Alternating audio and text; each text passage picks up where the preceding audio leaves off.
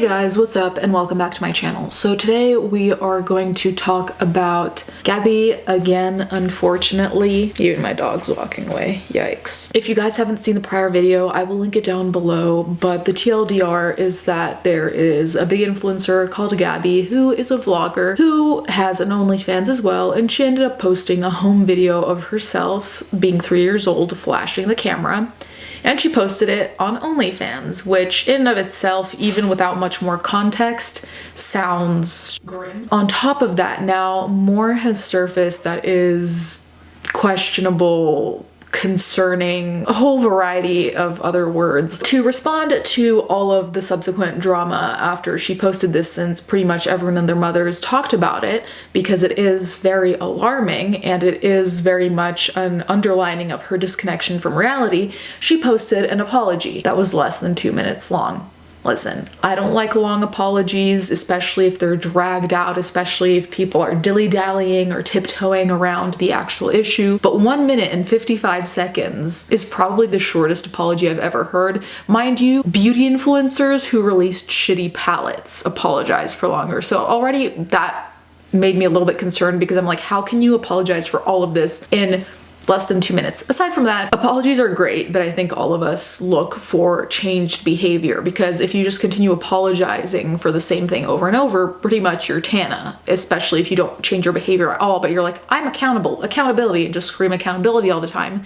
It doesn't really mean anything compared to changed behavior, which is the most important thing, because especially in this case, it can have very grim consequences, because what she did put on OnlyFans can in some states constitute as CP. So even the people who viewed it were put in not only an uncomfortable position, but potentially a dangerous position. I'll put a few bits of her apology here, but I don't think it's necessary to put the whole minute and 55 seconds. If you want to see that, it'll be linked down below. I was watching a home video with my family of myself as a 3-year-old when my mom announced that she was pregnant with my younger brother. In that home video, I ruined a beautiful moment by telling everyone that I heard my nanny tell me to put my panties on through a stethoscope. It's a video that has brought back laughter and joy within my family for years, and I shared it with what I thought was a funny caption. It's not funny. It was a quote from the video. Never in a million years did I think something that I thought was so innocent could be looked in such an ugly way, and I think that's where the problem lies. I realized I'm so disattached with reality that it didn't even cross my mind that this could be viewed like this, and that's a serious issue. It's not funny, it will never be funny, and it's not okay, and I'm really sorry. I'm sorry to my friends, my fans, my family, to anyone that I've hurt. I'm so truly sorry, and it was definitely a huge lack of my character and my judgment, and I know who I am in my heart, and I know that if you know me, you would know I would never condone anything like this. Since that has occurred, a few more things have come out that make Gabi look inevitably worse. And one of those things is the fact that there is an allegation from what I understand is a fan page for Gabi. So when I was reading the comments under Gabi's video, the one apologizing, I saw that there were a couple of people who were like, oh, you're just worried Ariana's gonna hear about this. And I was like, what? Like, where is this coming from? And I rewatched the video a few times being like, am I missing something? Like, did she say something about this? And this is all allegedly.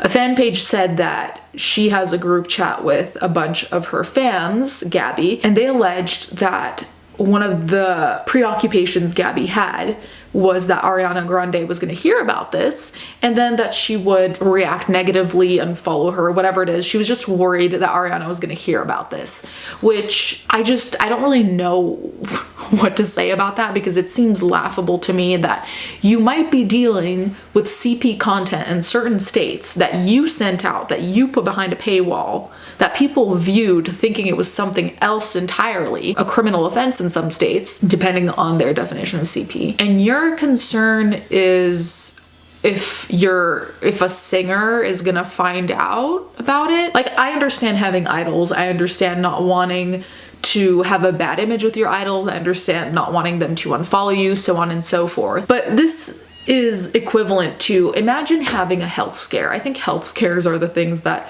to me, put everything in perspective, because when you think something really bad's going on, you're like, holy shit, I've been focusing on the wrong things, I've been worried about the wrong things, this is what matters. So I kind of see it parallel to this, where it's like when you have such a massive, massive, massive scandal that's entirely your fault, that could get you in legal trouble, that's when things are put into perspective. And that's when you understand, oh, okay, this is what I should be worried about. This is what matters in life. But here, allegedly, because this is not confirmed, nothing was leaked, she was preoccupied about Ariana's response, reaction to all of this. Does it seem impossible to me? Not really, considering that her whole reaction to all this was extremely, in my opinion, scripted feeling, blasé feeling, just it didn't seem like an actual apology. Like, she spoke so fast that I thought I had her on fast forward on YouTube. And then the other thing is, like, under her apology, I commented saying, like, it's weird to me that, like, no one in your circle said anything about this, in the sense of before posting all of this on OnlyFans. She said in her apology, oh, it was a home video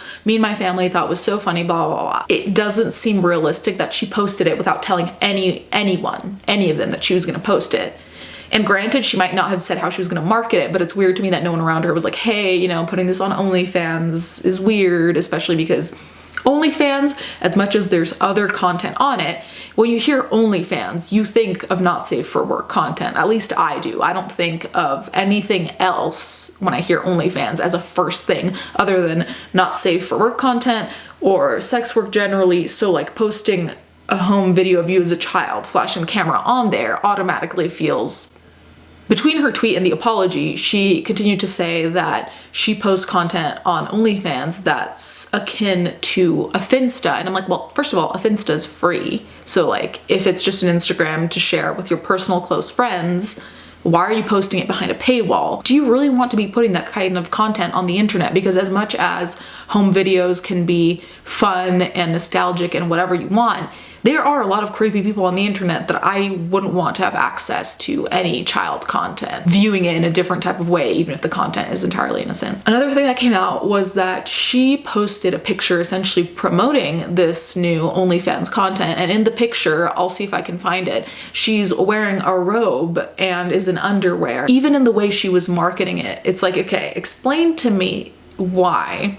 If you're posting something super innocent on OnlyFans because it's like your Finsta, tell me why you are, as an adult, posting a picture in a robe in your underwear, putting that as a caption, and then posting that video behind a $3 paywall, and you're after gonna apologize but say that it was completely innocent. Like, that's what doesn't add up to me. It's like, how was any of this innocent when even the way you were marketing it, down to the picture, was implying something entirely different? In the comments of her video, there were also people alleging this wasn't the first time. Apparently, she'd posted a video on Pornhub. Granted, you know, like, that's, in my opinion, less severe, simply because here we're dealing with child content. If you're gonna troll people on Pornhub as an adult, I don't really support trolling, but at least you're an adult and you're doing something that is legal and within your rights entirely. I don't think the public has reacted well to either her quote apology or just generally her behavior around this. And she herself in her apology said she's disconnected from reality, which I completely agree with, but it's also like,